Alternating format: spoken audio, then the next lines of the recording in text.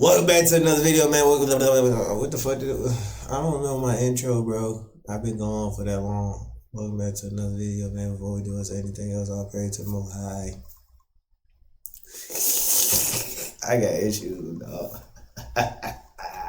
Now, we've been watching a bunch of serial killer stuff. A bunch of just... This is fucking depressing. Oh, I'm not supposed to be cussing. I'm sorry. Hey, man. Hey, I'm just happy to be here. I'm happy to be back. Yes, sir. Today we got every Glock pistol ever made. Now we talking my language. Yes, sir. Now we talking my language. I don't like Gen 5s. I don't like Gen 4s. I'm a Gen 3 guy. You feel what I'm saying? Gen 3 all day. If you come at me with a Gen 4 trying to sell it to me, I'm going to take it apart and I'm going to throw it in every direction opposite of each other. And you're going to have to go get it. Let's get right into it. When Gaston Glock entered military trials, he had no prior experience building firearms. Yet he created an icon. From the original 17 to the newest experimental designs, here is every Glock model ever released. First up, 1980s. Glock 17, the pistol that started everything. When it entered Austrian military service in 1982, it rewrote what a modern service handgun was supposed to be. Up next, Glock 17L, the standard frame stretched into a competition platform. A longer barrel and extended sight radius gave competitive shooters. This is my favorite Glock, by the way. Put down in the comments what your favorite Glock is. This is my favorite Glock. I can't wait to get another one. I can't wait to get another one. Platform. A longer barrel and extended sight radius gave competitive shooters more to work with from the factory. Now this is the Glock 18, the only fully automatic pistol in the entire Glock lineup. I wish. Built for special operations units, it remains one of the rarest and most restricted models ever produced. Yeah. Glock 19, a compact version of the original, That's that my went on to baby become too. the most carried pistol in the world. Facts. Law enforcement and civilians alike chose it above everything else. Next on the list is 1990s. Glock 17C. Factory-cut ports in the barrel and slide were Glock's answer to competitive shooters. When they did that, I'm gonna have to look into that. I ain't seen one of these. Ooh. Demanding flatter muzzle movement between shots on the standard full-size frame. Glock 18C. Putting compensation port. What? Wait, is that the same size as a regular Glock 18, or does that mean like that's Glock 19 size too? Yo, is that a possible way that I can get a Glock 18? I got 17,000 right now. Like I got 18,000 right now. If you want it, I don't give a damn who's selling one. Who's selling one? Come make you some bread. I don't care. Of course, we got to get all the legal. All right, anyway. On a fully automatic pistol was an acknowledgement that firing one without them was barely controllable. Even with them, it demands real skill. Glock 19C, the standard version of Glock's most popular model, proved that even a compact pistol benefits from keeping the muzzle down during rapid follow-up shots. Glock 20. Glock's answer to the 10mm. I like a cartridge originally developed for the FBI that demanded a frame strong enough to handle serious pressure with every shot. Glock 20C. The 10mm generates enough energy that compensation ports made a genuine difference here. The vented version is noticeably more manageable under rapid fire. Now this is the Glock 21. Okay. Glock brought the 45 ACP into its polymer frame lineup and immediately gave that classic cartridge one of the highest capacity magazines it had ever been offered. Glock 21C. The 45 ACP... Alright, but goddamn, everything got a C variant. I get it. Can we just... Bro, look. But anyway, hold on, look. I definitely want one of these. I'm still on the fence about the Glock 21. Because I don't like 4.5s. I really don't. I really don't. I find like you can do just as much with a 4.5 as you could do with like 3 other calibers. And you don't have the disadvantages of a 4.5. I feel like everybody just want that motherfucker because it's big. I just want it because it's the biggest Glock you can get. Well, it's not, but you get what I'm saying. Like, you pull out a Glock 21, Man, bro, like, what we even beefing about, bro? Like, what's your problem? I ain't even say nothing to you. Oh, that's what I thought. Yeah. All right, I'm gonna stop. Magazines it had ever been offered. Glock 21C. The 45 ACP is not a snappy round, but at Glock's capacity levels, the compensated version still delivers a noticeably flatter shooting experience at speed. Glock 22. Not a fan. For nearly 2 decades, this was the standard issue sidearm across American law enforcement. Not a fan. More police officers carried it than any other pistol during that era. Glock 22C. Sure. The 40 caliber has a reputation for sharpness. Factory compensation softened that characteristic and made the most common police pistol of its era more comfortable to shoot fast. Up next, Glock 23. A compact 40 caliber that gave officers who wanted a smaller duty gun the same cartridge their colleagues carried in full-size service pistols. The next one, Glock 23C. Adding ports to a compact 40 caliber addressed the sharpest edge of that round's recoil impulse, making faster follow-up shots noticeably more consistent. Glock 24. A long slide 40 caliber built for competitive shooting. Y'all just went the extended complete barrel opposite stretched direction. the sight radius and gave serious competitors a factory-accurate option in that caliber. Glock 24C. Competition shooters who wanted the sight radius of a long slide found exactly that combination here. Glock 25. Designed for markets where civilian ownership of 9mm is restricted, this compact 380 ACP used a blowback system unique within the Glock range. Glock 26. The subcompact 9mm that proved Glock could shrink its formula without losing what made it reliable. It created an entire... This is a lot of people's favorite Glock. This and the Glock 43. I don't like it. I don't give a damn. It's too little. It look like a toy. And yeah, you might put in some work with it, but I don't care. I'ma laugh at you while when you doing your business. I'ma laugh. I'm like, ha ha. You still got that little head going, ow. Fairly new category of everyday carry pistols. Up next, Glock 27. Shrinking the 40 caliber into a subcompact gave officers a backup gun that shared ammunition with their primary duty pistol. That compatibility made it extremely practical. Glock 28. A subcompact 380 ACP restricted to markets with caliber limitations on civilian firearms. It brought the subcompact format to shooters who could not legally own a 9mm. Glock 29. Compressing the 10mm into a subcompact frame created one of the most powerful pocket-sized pistols ever made.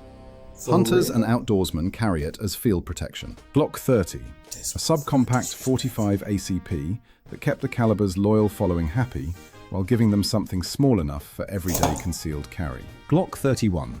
The 357 SIG cartridge was designed to replicate the terminal performance. Hey, yeah, this is my baby right here. Yes, sir. Yes, sir. Yes, sir. 357 SIG, my favorite bullet. Yes, sir. I would get it tatted on my face like Pooh Shiesty, but it don't look cool. It don't look as cool as a 7.62. Maybe I might get a 5.7. Who knows? 357 Magnum from a semi-automatic pistol. Yes, sir. This full-size frame was built around it. Glock 31C. The 357 SIG generates considerable muzzle energy, and the compensated version made the full-size platform meaningfully more manageable for fast, accurate shooting. Glock 32. A compact 357 SIG that brought high-velocity performance. I got that right beside me right now. Appealing to professionals That's my baby right who wanted serious ballistics in a smaller carry gun. Glock 32C. Compact framing combined with factory ports gave 357 SIG shooters a way to manage that cartridge's notable muzzle rise I might have to look into that. Daily carry. Next, Glock 33. Fitting the 357 SIG cartridge into a subcompact frame produced one of the most energetic pocket pistols in the Glock catalogue. Small in size, serious in performance, Glock 34. Built specifically for practical shooting competition. The extended 9mm slide, lighter trigger, and longer sight radius made it competitive straight from the factory box. Glock 35. The 40 caliber made it competitive. I might have to look into this. If it ain't too long, I might have to pause. I might have to look into this. I might have to look into that. Straight from the factory box. We're gonna do some videos. Glock 35. Glock searching. The 40 caliber equivalent of the competition long slide, giving practical shooters who preferred that cartridge a factory-ready platform matched to their discipline. Now this is the Glock 36, the thinnest 45 ACP Glock ever made. For real. A single stack magazine kept the grip slim enough for shooters who found standard Glock I don't like too it. wide to carry Single comfortably. stack? Moving on to 2000s, Glock 20 SF. Glock reduced the grip circumference to make the 10mm accessible to shooters whose hands found the standard frame too large to hold properly. Up next, Glock 21 SF. If it's too large, get another gun. Like, what you complaining about? You just like get another gun. Like your little hand ass, you get another gun. If it's too big, you probably shouldn't be shooting it. Like, damn the grip, you probably shouldn't be shooting the bullet. All right, come on, man. The short frame 45 ACP opened the full-size platform to a wider range of shooters by reducing the distance from the backstrap to the trigger. Glock 29 SF. A subcompact 10mm already demands a confident grip. The short frame version made that grip more achievable for shooters with smaller hands. Glock 30 SF, combining subcompact dimensions with short frame ergonomics, gave the 45 ACP platform its most accessible carry configuration across the entire lineup. Carrying a Glock with SF stamped on the side is like carrying a Taurus G2. And I'm gonna make fun of you every single chance I get. And I don't care how mad you get. Do something. Shoot it. Oh wait, you can't even control the regular version. You sorry ass bastard. Glock 37. Glock developed an entirely new cartridge for this model. The 45 GAP delivered 45 caliber performance in a case short enough to fit a standard size frame. Then Glock 38. The compact version of the 45 GAP not much success, right? Brought Glock's proprietary cartridge to officers who preferred a mid-size duty gun over a full-size service pistol. Glock 39. Fitting 45 caliber performance into a subcompact frame was exactly what the GAP cartridge was designed to make possible. And this model proved the concept worked. Continuing with 2010s, Glock 17M. Developed at the FBI's request, this variant incorporated internal refinements that Glock later carried into the 5th generation design adopted across the civilian market. Up next, Glock 19M, the compact FBI variant that fed directly into the 5th generation development process. Its agency-specific upgrades became standard features on the generation that followed. Glock 19X. Yes. A full-size grip paired with a compact slide was Glock's entry for the US military's handgun trials. Yes, sir. It was the first Glock to leave the factory in... While we're here, I got a question. What the hell is the difference between a Glock 19X and a Glock 45? If I'm thinking of the right one.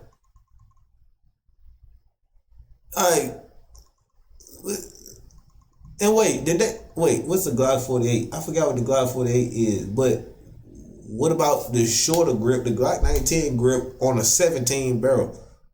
Did they come out with that yet? Like what? Anyway. Coyote Tan. Then Glock 30S, fitting a slimmer slide onto the subcompact 45 frame, created a carry gun that concealed more easily while keeping every round the standard version held. Up next, Glock 40.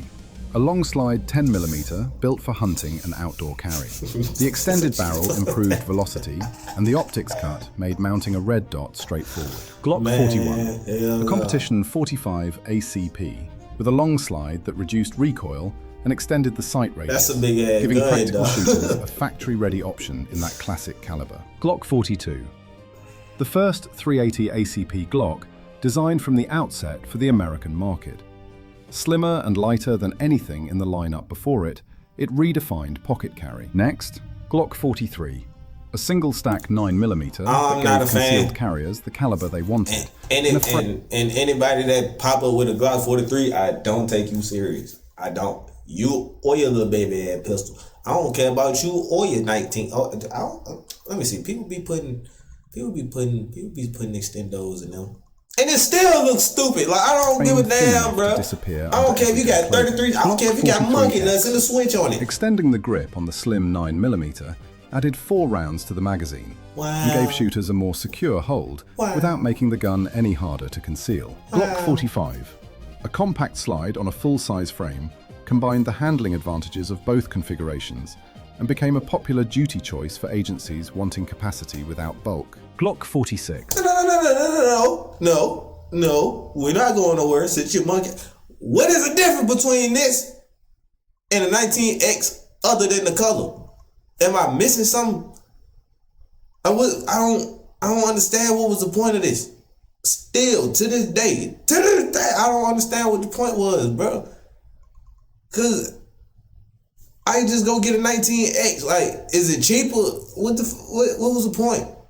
Became a popular duty choice for agencies. Somebody please tell me in the comments. Bulk. Glock 46, a rotating barrel system developed specifically to meet German police procurement standards. What the hell you mean a rotating barrel system? It remains system? one of the most mechanically unusual pistols in the entire Glock range. Glock 47, developed for US Customs and Border Protection. What the hell you mean? It shares slides and magazines with other models in the lineup, simplifying logistics across an agency issuing multiple configurations. Glock 48, a full-length, single-stack 9mm that gave shooters the grip length of a service pistol in a frame slim enough for comfortable inside-the-waistband carry. So is that what I'm thinking about? Is that the one I was talking about? Is this the Glock 17 slide with the Glock 19 grip?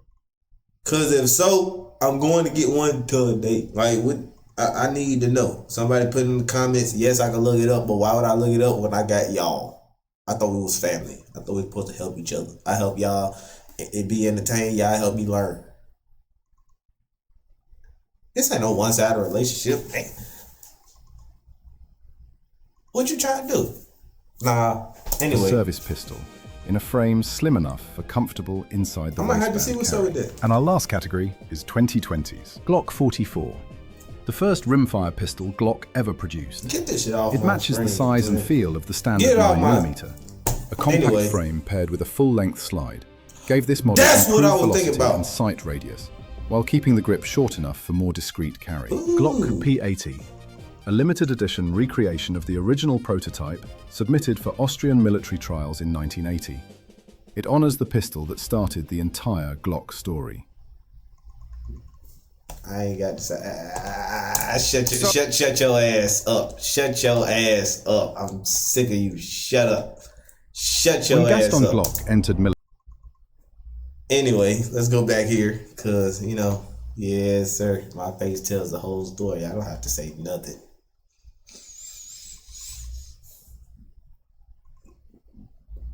That's my baby right there.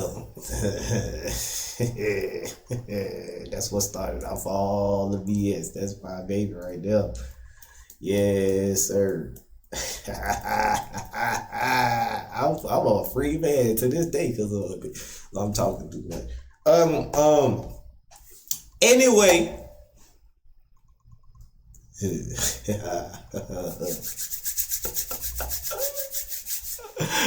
I'm gonna catch y'all in the next one. That's gonna do it for this video. Eat fruit. Get you a Glock. A mid-size at the smallest. Don't pull up with no Glock 43 or no Glock 26, bro. You so lame. You and your little single stack magazine. Like, go home. You ain't finna go home.